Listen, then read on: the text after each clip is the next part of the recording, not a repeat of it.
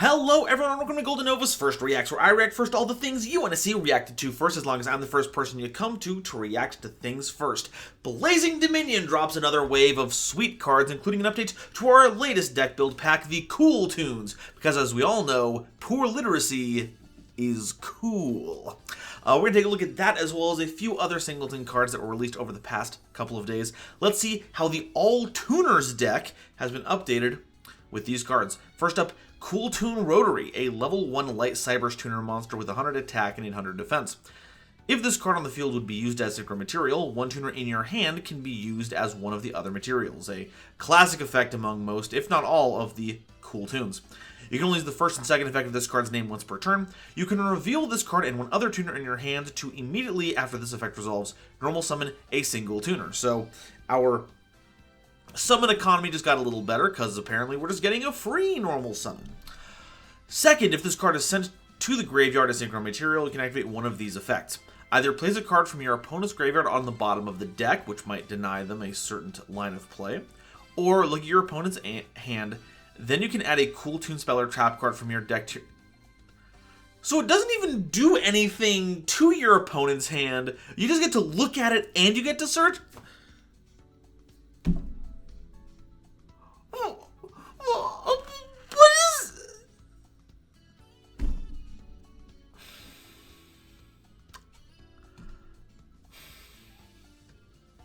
I don't like that. I don't think I like that that gets to be there. After all the hubbub that the game has gone through to ensure that the generic ability to look at your opponent's hand has been locked down, now this archetype just gets to do it as part of a search function. Like,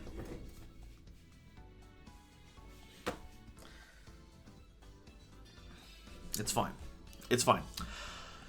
Kewl Tune Crackle is a level 5 Dark Thunder Synchro Tuner monster with 800 attack and 2000 defense, requiring Kewl Tune Clip specifically and one or more tuner monsters as material. You can only use the first and second effect of this card's name each once per turn. First, if this card is synchro summoned, you can look at your opponent's extra deck and banish one card from it until the end phase. Then you can make this card gain attack equal to the banished monsters. And second, if the synchro summoned card is sent to the graveyard, you can special summon it. Then you can look at your opponent's extra deck and banish 2 cards from it until the end phase. So we're just shredding cards. We're just putting them through the feeder. Now, granted, this is a temporary banish, not the full banish that I believe comes from another one of the Kewl Tunes. But we are still taking away our opponent's options. And this gets even better if you can synchro summon during your opponent's turn, which synchros love finding a way to do. So finding a way to do that gets the synchro summon during your opponent's turn. Not only sinking into this, but using this as material to send it to the graveyard so that it comes back and then shreds more cards.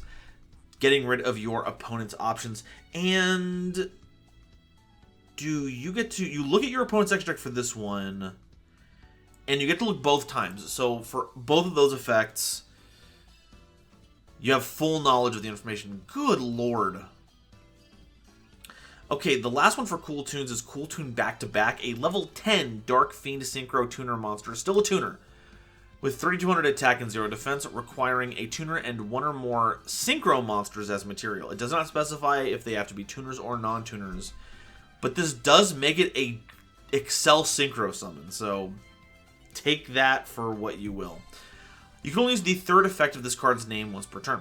First, the level of all monsters your opponent controls are increased by 2. Okay. Second, your tuner monsters can make a second attack during each battle phase that includes itself. And third, when your opponent activates a monster effect as a quick effect, you can target one tuner in your graveyard or your banishment except a level 10 monster. Either add it to your hand or special summon it. Then, immediately after this effect resolves, you can synchro summon a monster. So you don't have to, but you can get that all set up. These cards are bonkers.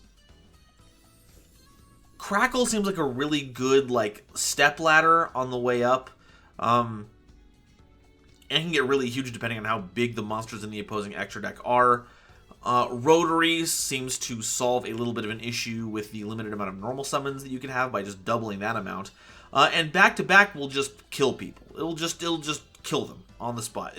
It represents 6,400 damage. It does not say tuners can make second attacks on your opponent's monsters during each battle phase. They can just do that. So 64, you take that out of 8,000, That's 1600. So if you have another monster with 800 attack, which would mean that plus 800 is 4,000, so the math was kind of doing itself there. You can just do lethal damage on an empty board. That's hilarious. That is objectively hilarious. Yeah. No, these cards are wild. I think they're powerful. I've been hearing a lot of rumbling about how powerful these cards are as well. And I don't doubt it. These are kind of unreal. Let's go and check out what the next cards are coming in here. Oh, this isn't TCG, but I did see that there was a new hero card, and I did read this one, but I did want to take a little bit of a pivot here. We have covered heroes on the channel beforehand, and it's interesting to see what changes happen between the core game and this one to kind of make up for it. For instance, the Rush version of Miracle Fusion puts the monsters in your graveyard on the bottom of your deck instead of banishing, because Rush, as of yet, does not have a banish zone. Blade Edge here has the same stats, level 7, 2600 attack, 1800 defense. This card's attack Pierce, so they deal the piercing battle damage thing. This is infinitely better because having a 2 tribute monster is a lot easier to summon in Rush because of your infinite normal summons, but it also comes with, during your turn, if there is a Skyscraper face-up on the field, this card gains 1000 attack. Now, that kind of mimics how Skyscraper generally works, but this is a guaranteed 1000 attack during your turn, added to a piercing monster. And the other thing is that I did not actually look up what the Rush Duel version of Skyscraper did. It's in the video, I'm sure, but I have not remembered it. I've not retained the information. Okay, so it does not stack with this. Skyscraper, because Rush Duels does like no archetypal tagging for any of its cards, Skyscraper just lists a bunch of elemental heroes that gain 1000 attack, as well as level 5 to 8 warrior fusion monsters. But Blade Edge was not printed at that time. It's not listed on this card. So I guess this is here to retroactively give it the elemental hero boost, which I think is very funny. So 3600 attack, guaranteed no matter what it's fighting. Super stuff. Let's check out Solemn Report. This got a lot of posting as well. Though they're ratting on Our Lady, Condemned Dark Lady. Condemned Dark Lord. That's not fair. That's not fair. And I did see someone do the meme edit of Solemn Johnson here with the "not everything needs a response." You don't need to negate everything. Very good attribution here. Solemn Report, counter trap card. You can only activate this card. Oh, you can activate this card the turn it was set by revealing one of your other set trap cards. Doesn't seem very difficult, especially if you plan to activate them at some point. First effect, when a spell or trap card is activated, no monster effect involved in this one. Okay. Activate one of these. Pay 1500 life points to negate the activation. If you do, destroy that card. And if you do that, for the rest of the turn, neither player can activate that card's effects, as well as cards with the same original name and their effects. Okay. Third, or pay 3000, negate the activation, and if you do, banish that card. Then your opponent banishes all cards with the same original name from their hand and the deck. Okay, so that is a pretty good one. I was like kind of looking over the whole block of text and being all like, why is it that the one that pays less life points has more text? And the answer to that is long-lasting versus quick-acting. 1500 effectively says that no copies of those cards can be activated for the turn. For the rest of this turn, yeah. Whereas this one, and it only hits our opponent, right? Yeah, this only hits our opponent's cards. So if they are, we can do kind of modular, right? If we have a card that we expect our opponent's only going to have access to once, we can pay the cheaper amount and just not have to worry about it. Maybe they have other copies in their hand and that can get locked down, but we're not going to worry about that.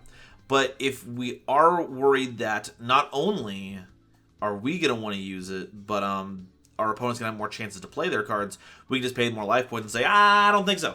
I don't think you're going to do that. I think just the most impactful thing out of all of this is the fact that it's just a spell and trap. I wouldn't say an Omni Negate, but spell and trap cards still make up a healthy amount of the game. At counter trap speed, can be activated ASAP as long as you have one other trap card to set alongside it to reveal it. That's not bad. Now, I don't know if that's good enough, but it seems good. I do think it's good. Yeah, side deck card if we're playing against an opponent's deck that has that kind of a back row loadout, and we have enough trap cards to play along with this to justify running this. I can see this being useful. Let's check some information on here. As a translator note, previous Solemn cards like Judgment, Warning, etc. are words that use the kanji for inform or announce. Mikoku is one of them, which was the first kanji here being secret. Mikoku refers to some discreet reporting, such as an anonymous tip-off, or also a double agent reporting back home. Snitching is also a viable translation for the name. We are preferring report primarily for the ambiance of these Solemn cards. That's true. Solemn snitching sounds more like the joke version of the card that you would see on social media, as opposed to what it would actually be printed as. Oh, and then also, talking about memes, this was the a second plane has hit the towers image as well. Just, it's funny just how funny this card is, despite how serious the setting is rendered. Good stuff. Good stuff. Let's check out another Wake Up card. More flip support. The Wake Cups are here. What does Kuro accomplish? It's a level 7 Wind Aqua Flip monster with 400 attack and 2700 defense. You can only use the first, second, and third effect of this card's name each once per turn. First, you can reveal this card in your hand to add a Wind Flip monster from your deck to your hand, except a copy of this card, and then discard a card. As a flip effect, you can target one other face-up monster on the field and change it to face-down defense position. And as a quick effect, you can target one set monster and change it to face-up defense position. So its flip flips down, and its quick effect flips up. Flip-flop, flip-flop-flop. But it can't work on itself because it only targets one other face-up monster to change it to face-down defense position. And it doesn't have a way to get it out of the hand easily, but if I remember correctly, the other Wake Cups can handle that. We can take a little time to check our Wake Cups really quickly. Just to make sure we're doing our duty. Okay, boom. Let me check to see if we're all good here. Okay, so Makia. You can reveal this card in one flip monster in your hand. Specials them on both face-down defense positions. So Makia helps with that. Do the others do that as well? If this card's in your hand, you can discard another flip card, special summon this card into the field. That's a lot of attack power. Oh, they're all wind aquas. For some reason, I thought they were all different they were all different attributes. But no, they're all wind. So this means that Kuro searches all of them by revealing it in your hand. So you can just pitch Kuro. Yeah, it just turns into all the other Wake Ups. And then Mocha. You can target one face-down monster in the field, special summon this card from your hand, and if you do, change that monster to attack position. During the end phase, you can target one flip monster in your graveyard. This is from Earl. Special summon it in face-down defense position. So the idea seems to be, if you have enough flip monsters, you can search out, what is it? Yeah, Kuro. Or you can use Kuro to search out Earl, pitch the Kuro, pitch another flip monster to get this onto the field, and then get Kuro back face down. Okay. Yeah, once again, I'm stoked to have generic flip support. The issue is that the flip decks almost always end up focusing on doing guard dog combos that lock our opponent out of being able to do stuff in the game. And I don't think that there's any more powerful effects in the game that ones that just take a widely used mechanic and tell your opponent no. So everything will revolve around that. No matter how many flip decks there are, no matter how many diverse mechanics they have, it will usually devolve around that. Anytime Prediction Princess stuff comes up, oh man, that's really good at flipping guard dog up whenever we want. With the Mimigools, there was the generic flip searcher, tutor, however you want to call it. And that was like, oh cool, we can put guard dog in this and we might be able to get guard dog. So it's like, I don't know. On the one hand, my old Yu-Gi-Oh heart is like, oh cool, flip monsters, they've almost never had a place in the sun, and anytime that they are introduced, they're usually supplanted by some other kind of function. Shaddolls are all flip monsters in the main deck, but they were just a fusion aggro deck. The closest thing that we've had is Prediction Princesses, but those have historically had 3 playable cards and that's it. And Sub-Terrors are even worse because that has had 1 generically playable card and the whole entire deck was built around a Guru. So I don't know. I'm glad to have it, but I worry that we will hit a event horizon, much like with what happened with Nekroz back when it was a giant deck, that we will just hit so much good generic ritual support, and then we will get a deck that locks in enough with it that makes it humongous, and because Guard Dog is a card that exists, you know that it will revolve around using that to lock out certain games. But that's me dooming over a future where a flip deck is good for being a flip deck, and if Konami wants to prove me wrong, they can do so. Until then, I guess I am happy despite all of my whining. But that's all I've got to say about it. What do you guys think about all this new support? Is the Kewl Tune stuff cracked, or am I just overhyping some cards for a deck that has only really put in results in Genesis? Is Solemn Scold, not Solemn Scold, an actual real card? Is Solemn Report a legitimate card, or does that not have enough utility? Blade Edge is, I don't need your opinion on Blade Edge, I know that they rock. And how do you feel about Wake Ups? What flip deck are you hoping to add these into to give them a little extra juice? Wake them up a little bit, if you will. Uh-oh, this joke is not landing. Folks, thank you all so much for watching and leaving your comments, and until the next time Konami drops some juicy spoilers, I will see all of you next time. Bye-bye. Today's episode is brought to you by Dragon Shield. Get the sleeves as strong as dragon scales and save 5% on your order by using the coupon code GoldenNova at checkout while helping out the channel. It was also brought to you by my lovely patrons, including this month's illustrious Quasar Commanders, Upstairs Media, and the Critic of Innocence, Nebula Navigators, 3rd Dynasty, Ada Basilisk, Adam Zajdel, Ancient Wizard, Andrew Newman, Battle Axe, Beastsman, Charlie Mercury, Chibi Gohan, Christopher Fuss, Clockswork, Comrade Copperbottom, Eric, Frankie, Green Knight, Great Big Pillock, Groog, Hairbear, Harry the Ominous Benefactor, Iron Zero, Iskander 711, Carp, Marion James C. Picata, Meme King, Muse Clark, Neon Yami Nair, Orozco 09096, Panther J, Pat Boos,